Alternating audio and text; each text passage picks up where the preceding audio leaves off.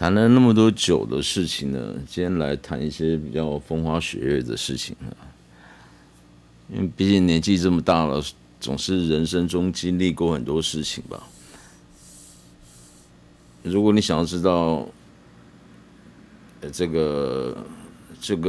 明星是谁，我不会讲，但是你自己去猜的话，那就不干我的事。不过基本上我也不可能会透露太多细节。因为我的家人曾经跟我说过，他说：为什么你的人生怎么这么的 dramatic？dramatic 就是戏剧化啊，很戏剧化。戏剧化的意思就是有些人的人生可能就是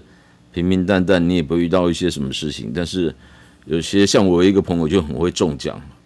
不知道为什么。刮刮乐买彩券什么很容易中奖，而且还不是都很小的奖，都是有一个，也不是说超大奖，但是可能几万块搞不好都有的那一种的，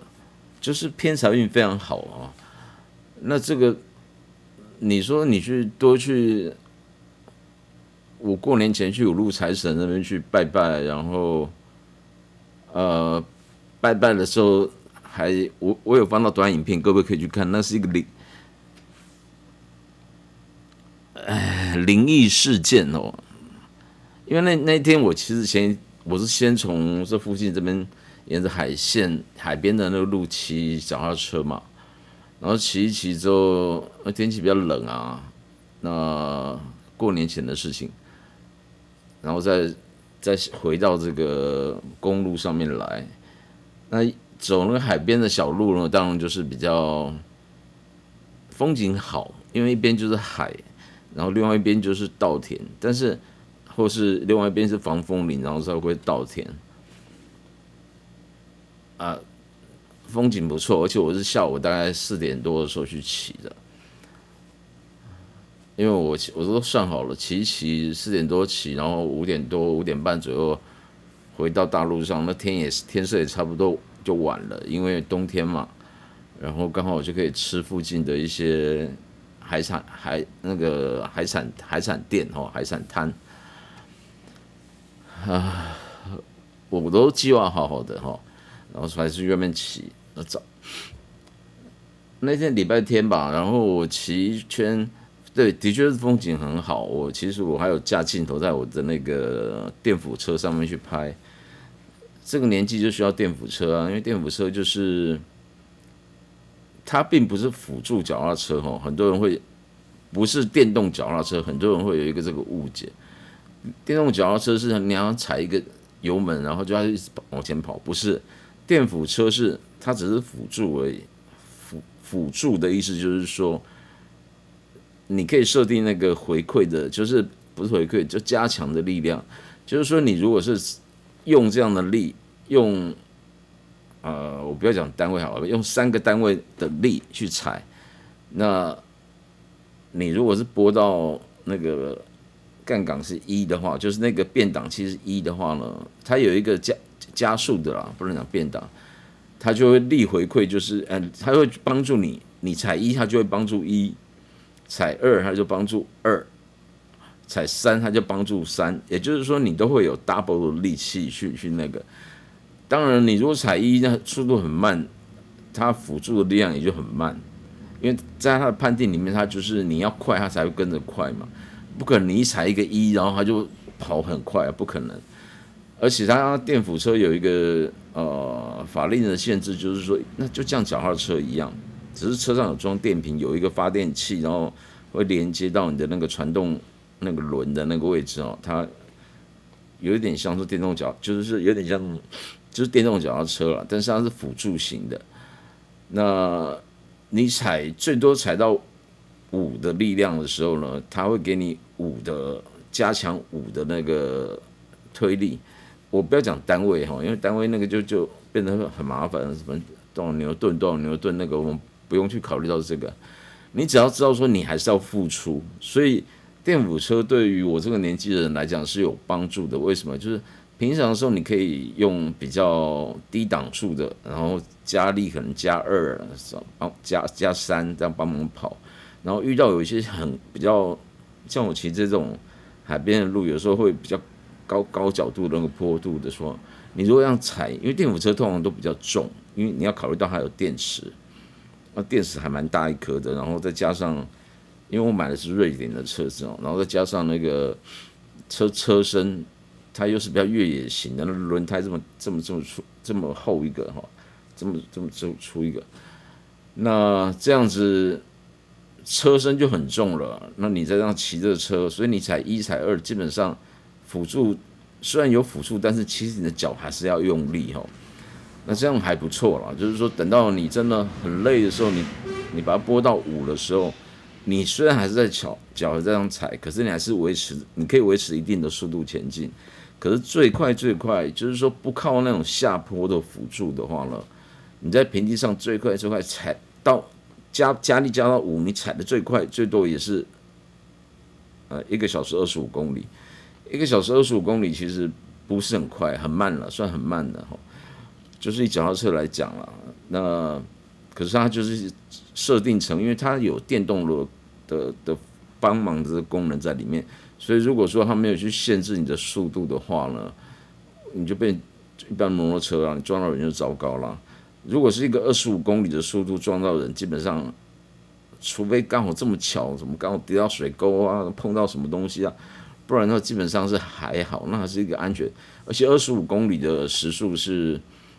我记得是全世界的通用的，就是他们当时在定这个规则的时候呢，是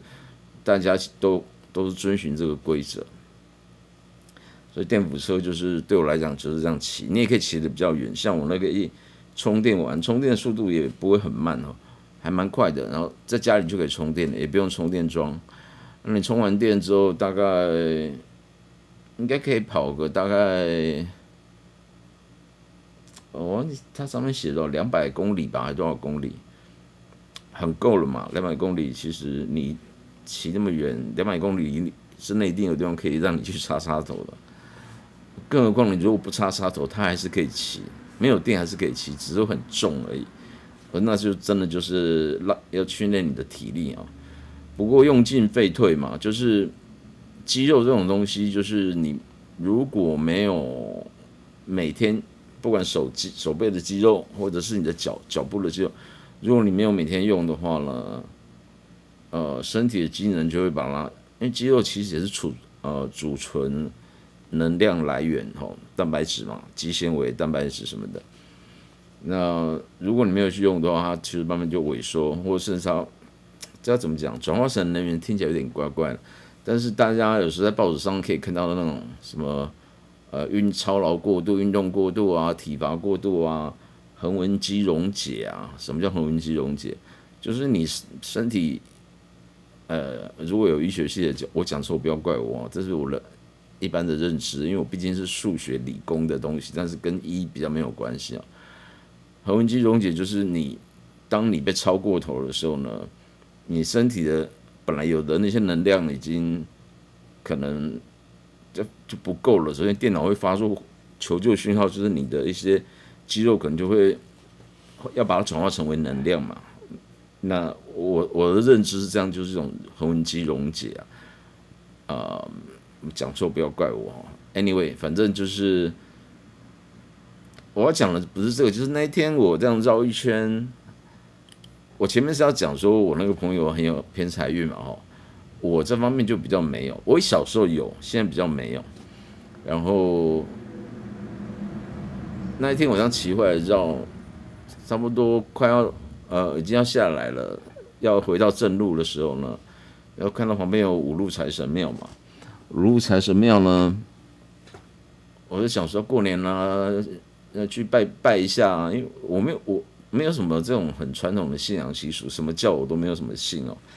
但是五路财神嘛，其实真的很缺钱所以就是去拜拜嘛，拿了一个这个一个100块，这是假的，当然是镀的了我当然不是这个，就是点一个什么怎么要点灯，什么要拿发财金缴一点钱嘛什么的。因为今年也不是我的本命年什么的，是还好，也不用点什么平安灯什么的。可是那时候我进去的时候，因为他说时间还没有到，那时候还没有过年，他就跟我讲，里面的人跟我说，这个时间还没到。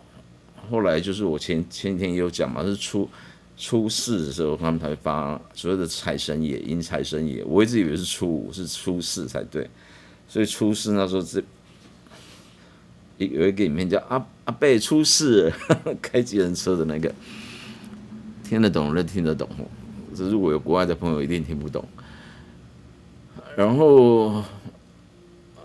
我那时候说哦，好吧，那就是我等到过年的时候再来。可是其实我是初五才到，只有点灯而已，就没有拿到发财金。我无所谓啦，其实拿不拿得到，其实都跟自己的那个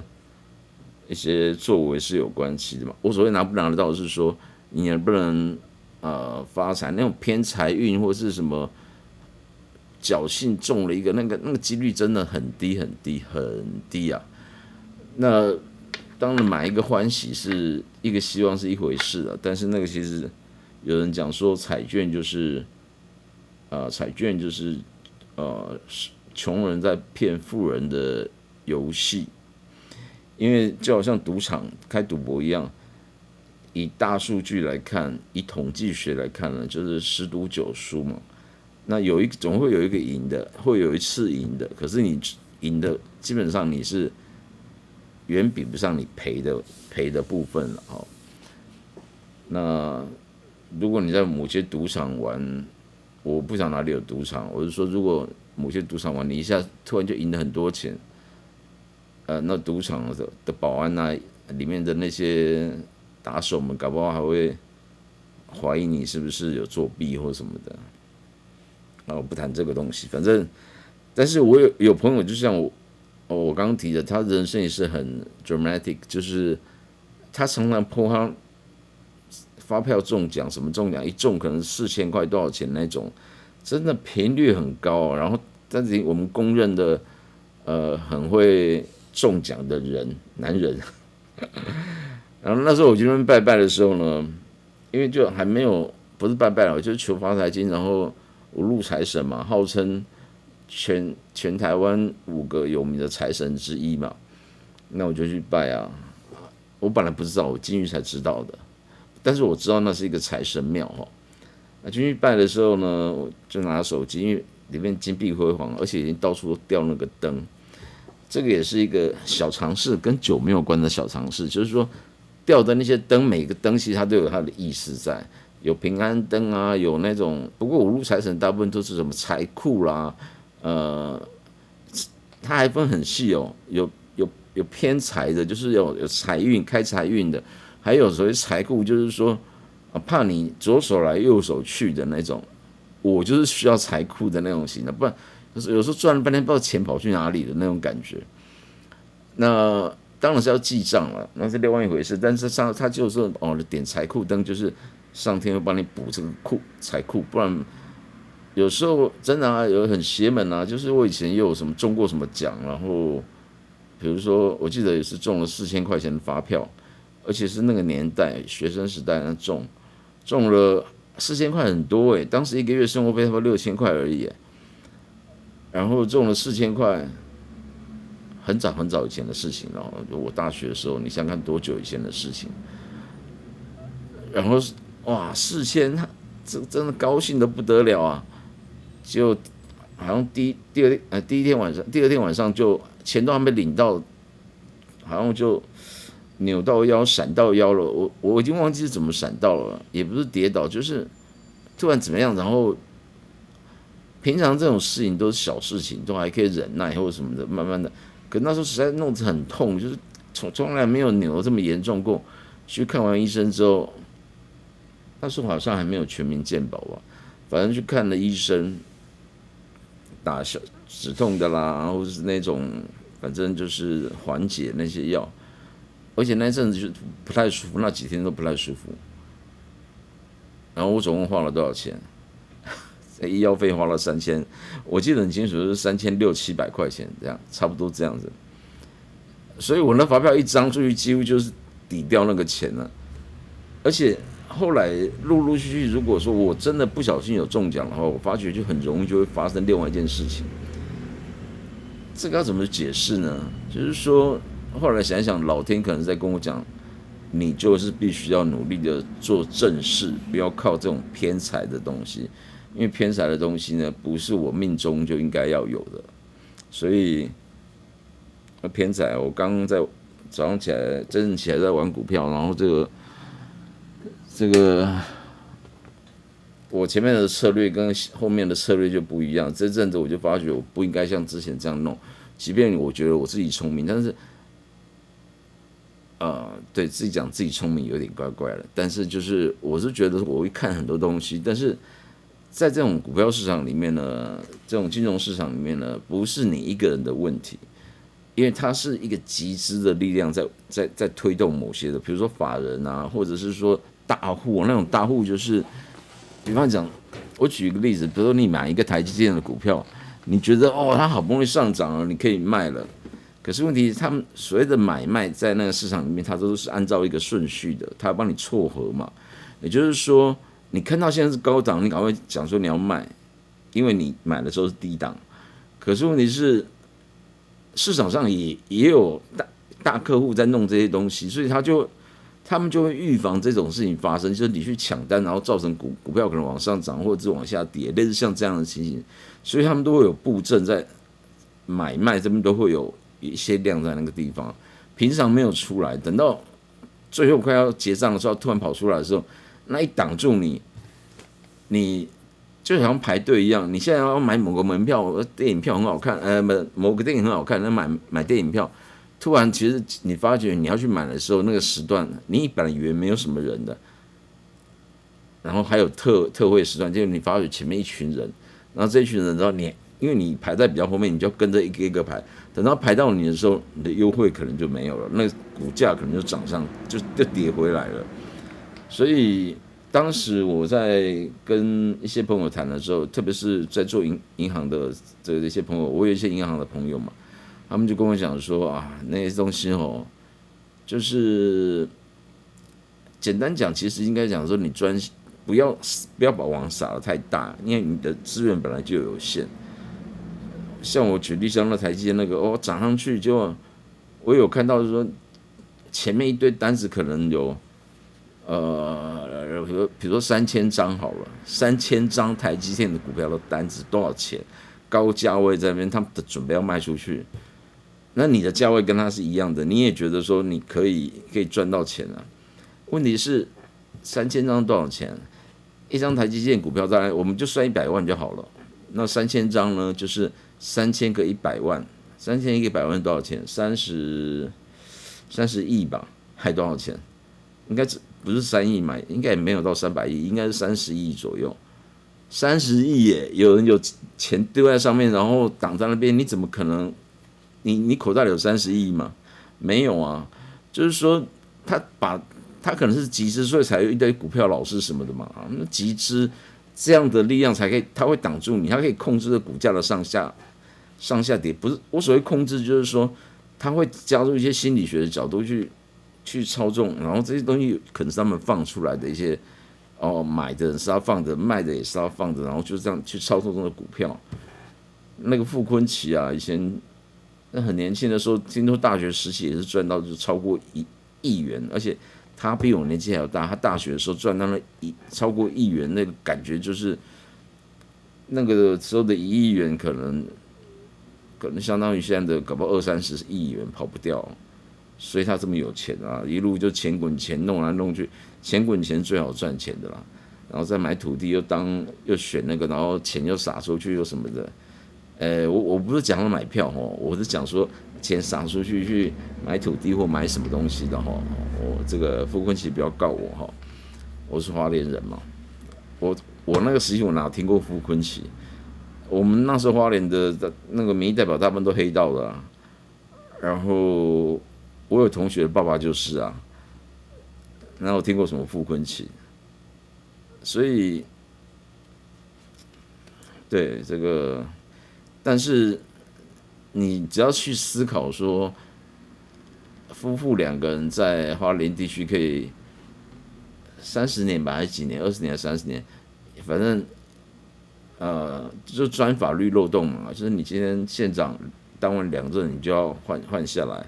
然后之后他就去选立委啊，都庄脚都同一批啊。那家庭联络簿上面还有他们，我记得还有傅昆萁的照片或什么东西，我有看过网络上有传这样资料。然后什么东西买什么，他当时在花莲县长就可以买，我记得买花莲西瓜，因为花莲西瓜蛮有名的啊，送给立法委员。所以我想说，这什么东西啊？怎么利用花莲的钱你去怎么做公关或什么的？感觉起来是这样的。如果解读错误，那是我解读错误哈，我没有诽谤，我这个讲清楚，因为现在风口浪尖嘛。但是花莲人要做某些事情啊，事情绕回来，就是我骑脚踏车后来进入五路财神庙，然后既然没有发财经过，到礼拜要到初四才有，那我就先去拜拜，然后顺便领刚那个就去买一个小元宝回来嘛，就好像蟾蜍在咬那个50块一样那种感觉。然后我去拜拜的时候呢，因为我刚讲那个小径就是风光明媚，右边是海滩，还有海滩哦，然后两边都有防风林嘛，所以树木这样有的时候像一个怎么讲，像一个隧道一样，其实这样骑起来很舒服，特别是没有刮风没有下雨的时候，这样骑起来很舒服。然后我这样骑，然后再绕回到大陆了。可是大家可能不知道哦，其实在这沿途当然很多都是农民为主嘛，早期农民啊，或者是闲暇的时候出海去捕鱼啊什么的哈，算是很传统淳朴的区域，所以他们都守着他们的这一块地，当然现在地都很贵了，所以这边的农民的子弟们现在很多都不住在这里，这边都有老房子，所以我才能够租到这样一个老房，这么大一个老房子。因为简单讲，我就是来过处的，我就是来顾家的啦，免得房子很久没有人住不好嘛。然后这些他既然是先人过来的，所以就是已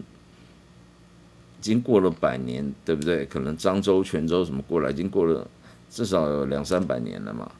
然后那些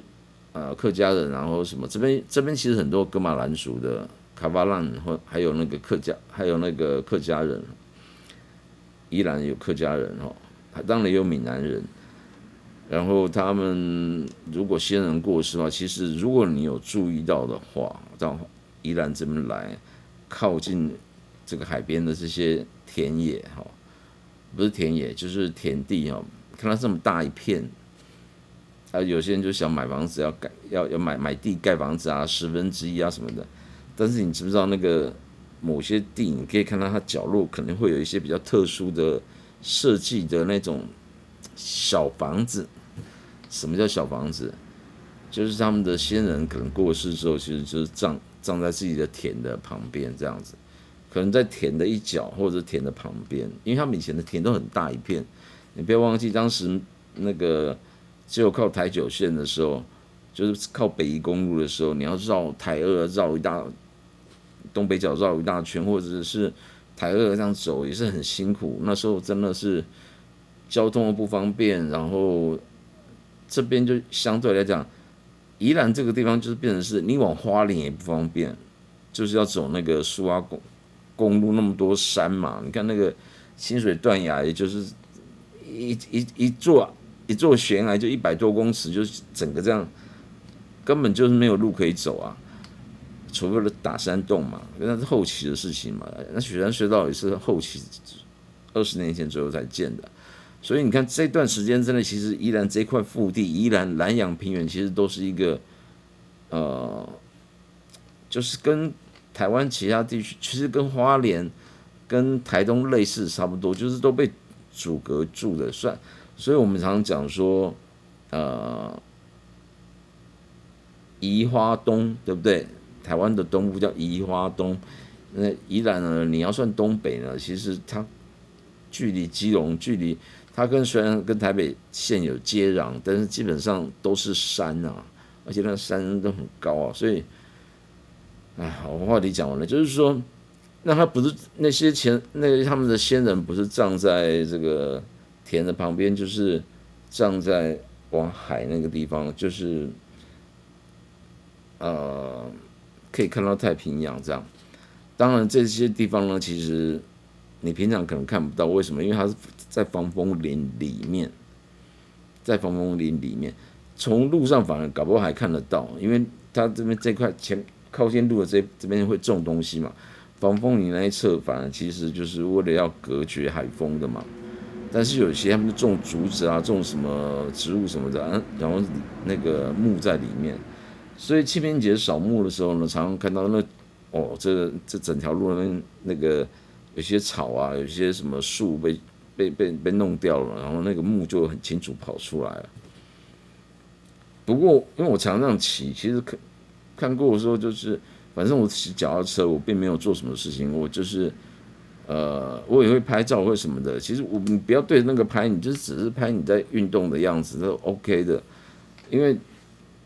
我们也没有害人之心啊，纯粹只是运动而已。但是我的意思说，这个沿途就有这样的东西，不是有这样子的事物存在。好，那一天这样骑，其实沿途当然有嘛，从这边一路到，反正宜兰的这个海线上都有啦，真的都有，多或少的问题而已。但是在防风林，最主要在防风林里面，所以你比较不会说突然就骑就看到旁边就有，不会。这个在平林那边比较容易见到这种骑旁边就有一座这样子的，那个是没有办法的事，因为平林是山林嘛，山丘嘛，然后你也不可能弄在深山里面。时间有点长，我要把故事结束了，因为不然再讲一些。我还有遇到过一些离奇的事情，这个以后再说。就那一天后来我进去拜拜，然后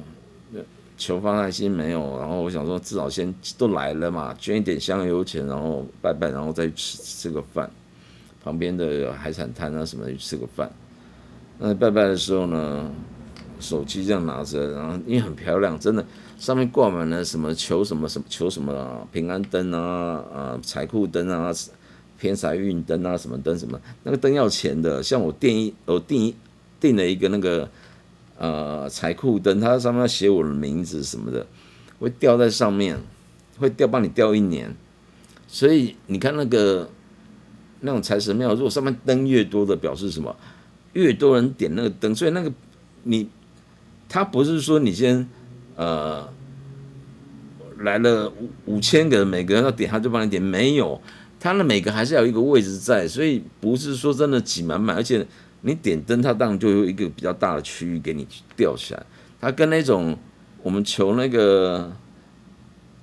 你今年的什么流年不利什么那个叫什么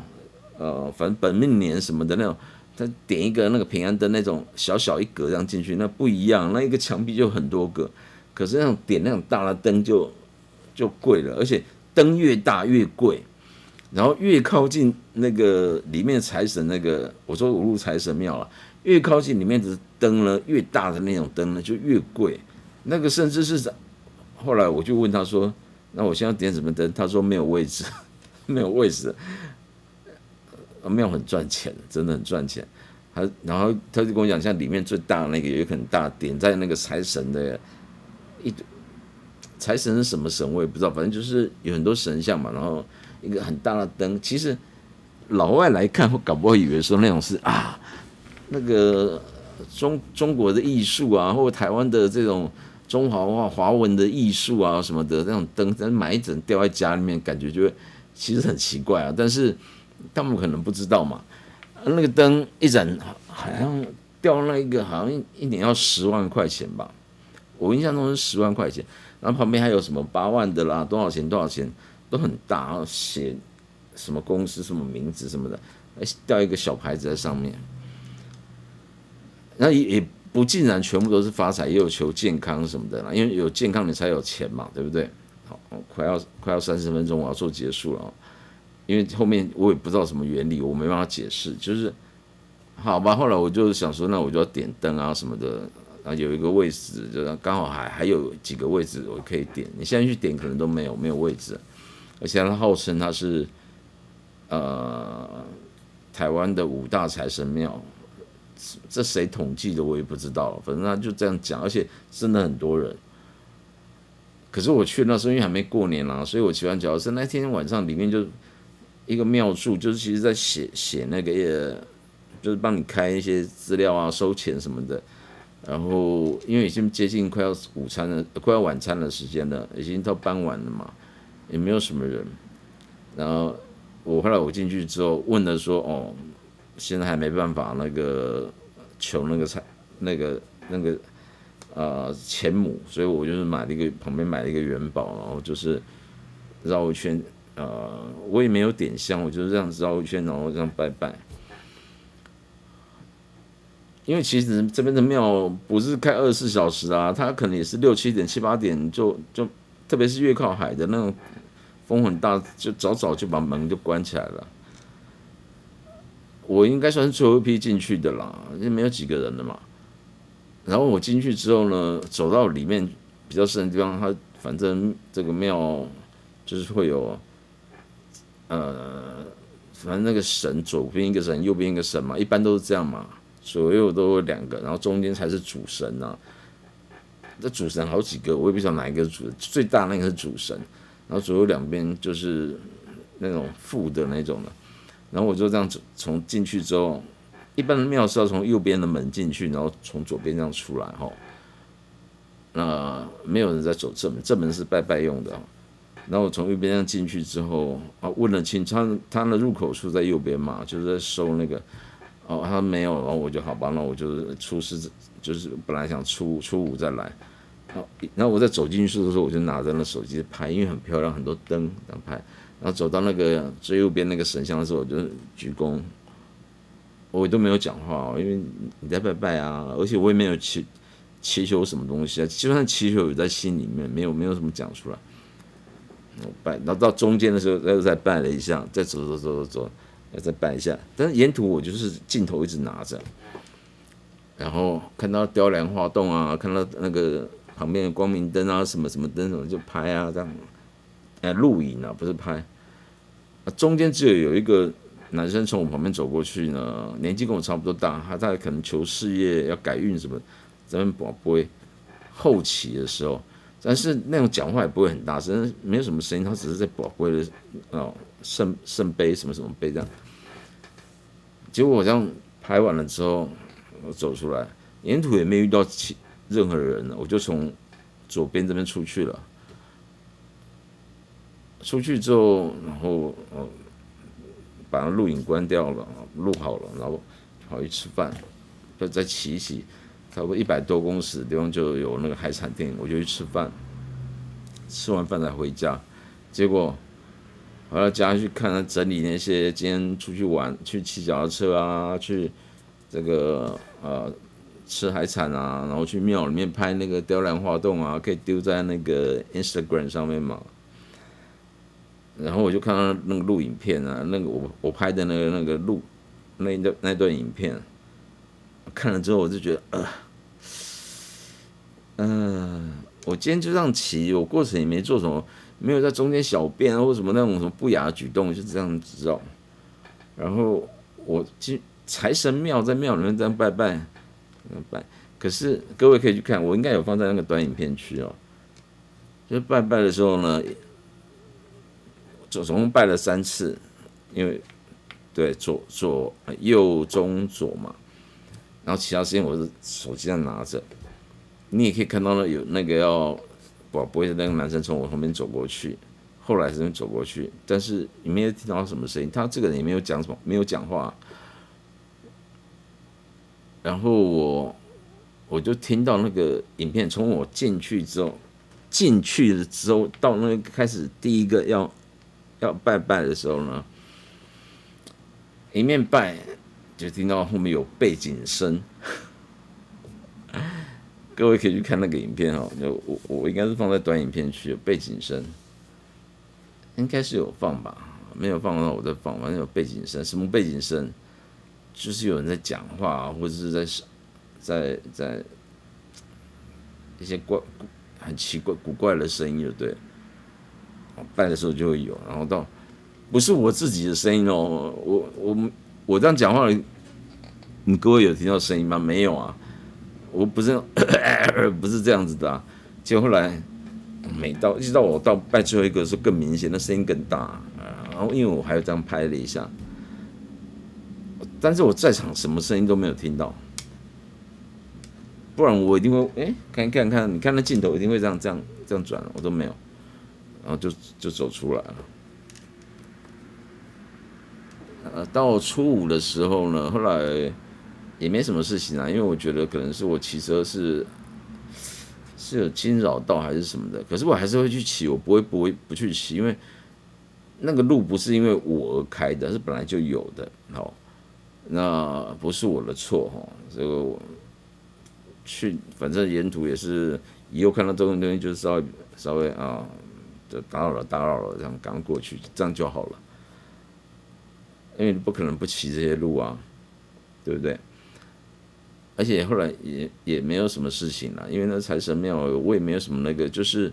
去的时候我觉得是有一点顽皮吧，大概是这样的，只能这样解释。然后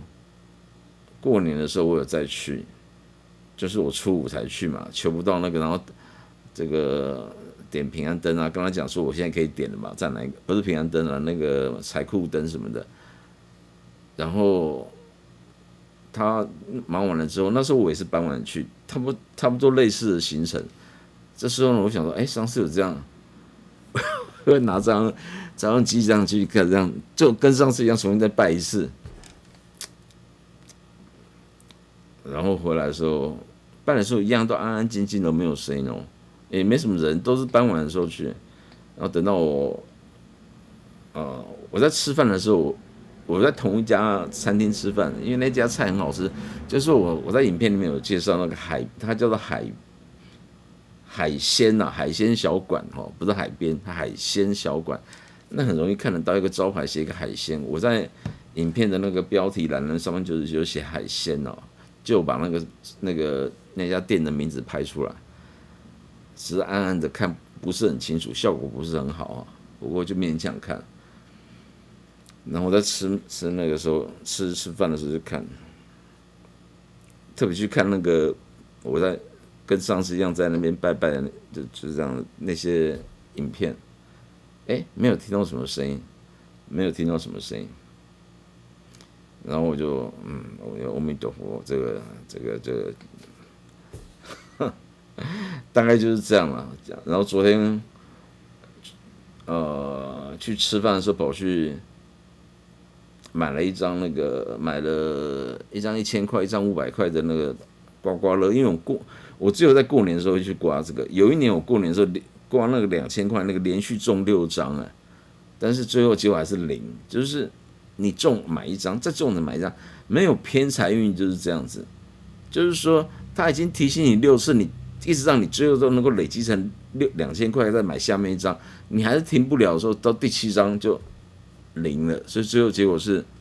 名义上中6张，但是其实你第一张中的时候，他就跟你打平，就是跟你讲说你没有这个运啊。那我昨天就是500块的有中100块，然后1000块的，他说号称都一定会中了0元，几率很小哦，0元。然后我就今年应该是没有偏财运的，所以我还是要好好赶快看看节目能不能做大一点。然后我今天在投资股票的时候，我也是把所有的东西清干净，不要那么繁琐，就是只专心的几个档就好了。其他东西看过，你即便觉得有可能，那你不要去弄，因为你没有那么多精神去处理所有的事情。有时候你以为都要赚，不可能的啦，人生不可能都是你赚钱，懂吗？那酒是要分享的，好，就是这样。其实我今天本来还想说，是不是在谈一些什么叫做原酒啊，或是生原酒啊，这个可以用在各种酒类都可以谈嘛，我想问一下各位有些朋友可能有听过，清酒有所谓的生原酒嘛，无滤过、无过滤、生原酒什么的，有没有的？我们先不要谈，姑且先不要谈定义哦。我想问一下，好，大家可以去思考一下，葡萄酒是不是生原酒？有没有人想过这个问题？葡萄酒是不是生原酒？然后威士忌我们当然不要谈了，就是威士忌一定不是生酒嘛，它有蒸馏过，怎么可能是生酒了？对不对？都加热过了。那他们的生酒，每一种酒它的所谓的原酒，它的定义是什么？葡萄酒是不是生原酒？好，讲到这里为止，今天就讲到这里。因为本来想讲这个，不然就是讲另外一个也是跟酒有关的话题，还有不然就讲另外一个是风花雪月，不是像我刚刚讲这种故事。所以你看，中间跳到政治，又跳到这个，最后讲。